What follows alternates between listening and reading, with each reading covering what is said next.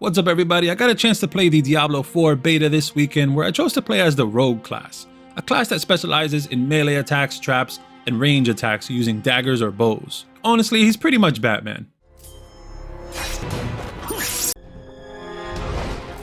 The Rogue also has some magical abilities like being able to imbue their weapons with poison, ice, and shadow. If you're in the mood to play as a character who dives headfirst into mobs of enemies with powerful AoE melee attacks and ninja backflips his way out of there to safety using traps, then look no further. The Rogue is for you. That's the playstyle that I chose to go with, but I have seen players opt for a safer long-range approach to the Rogue using arrows for long distance and dagger throws for mid-range attacks. An approach especially useful during boss fights despite how tedious it is to defeat bosses this way. I am by no means a Diablo expert, intending to come on here with an in-depth analysis of the Rogue. This is just how my time with the beta went, from early stages all the way to max level, which during the beta was level 25. Early on, the Rogue is gonna feel weak, let's make that clear.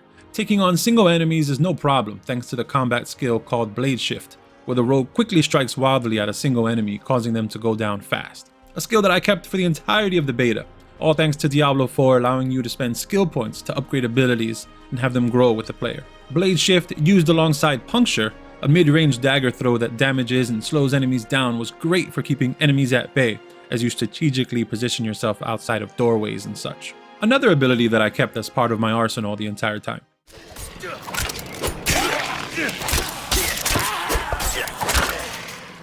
You aren't equipped with skills for crowd control during the early stages of the game, which was disappointing at first, but I took this time to learn how to position myself during battles to remain alive and master my ranged attacks, as well as learning the game's healing system, which consists of a fixed number of healing potions, which are to be used wisely since you start off with only a 4 potion limit, with the ability to upgrade that number down the line. Combat is simple at first, luckily the story does a good job of having you tag along for the ride as you level up. Lilith is the game's baddie, a surprisingly intimidating villain bent on taking over the realm, destroying good because she bad. The cutscenes were captivating. They did a great job with the cutscenes, utilizing a more cinematic approach compared to the game's top-down view, where you can take a good look at characters and environments with swirly, flashy visuals. The main quests are structured in a way that introduces you to the game's mechanics naturally, like going in and out of dungeons, shops, upgrading, and fast travel. I didn't feel hammered with tutorial pop-up after pop-up, which I hate when games do that. Diablo 4 has a very good flow, and I can appreciate that. I didn't expect anything less. To be honest, Blizzard has been at this for a while. After completing Act 1 of the story, that's it for the main quests during the beta.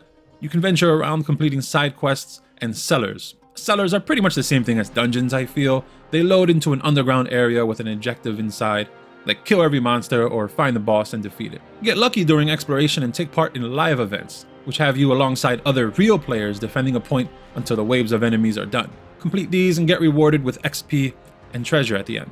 After Act 1 is when I unlocked Flurry, an absolutely essential skill for the Rogue. It consists of a flurry of dagger strikes that can handle mobs in front of you, and it can rip weaker enemies to shreds easily. Best used against 2 or more enemies. Another essential ability for my build was Caltrops, which goes hand in hand with Flurry in my opinion. Caltrops allows you to set a trap and leap backwards towards safety, a must for dealing with swarms of enemies found in the later game. One thing to note about this new ability is that it uses up energy meter, which up to this point I didn't have to manage. You spend energy as you use certain abilities, and they pull from this one energy source. For example, Flurry was the one ability that used up energy for me at this point in the skill tree. It should be interesting to see how fast the meter gets used up when multiple abilities that require energy are equipped. Luckily, my other abilities have their own cooldown system. It's interesting that Diablo chose to split up energy usage and cooldowns like this. Regardless, you'll need to learn to manage Flurry correctly.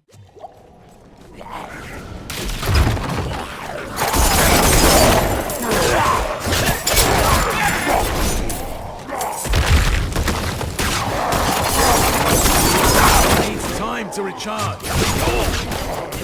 If you're a fan of arrows, Diablo 4's Rogue has you covered. Arrows are key to defeating bosses as they can reach the entirety of the screen and cause big damage. However, the arrows were just a bit too slow for my taste. In my mind, the Rogue is supposed to be a quick character. The Rogue's mid-range dagger throws did well enough for me. Granted, I'm sure if I studied the skill tree a bit more in depth, I bet I could find a build which utilized arrow abilities more.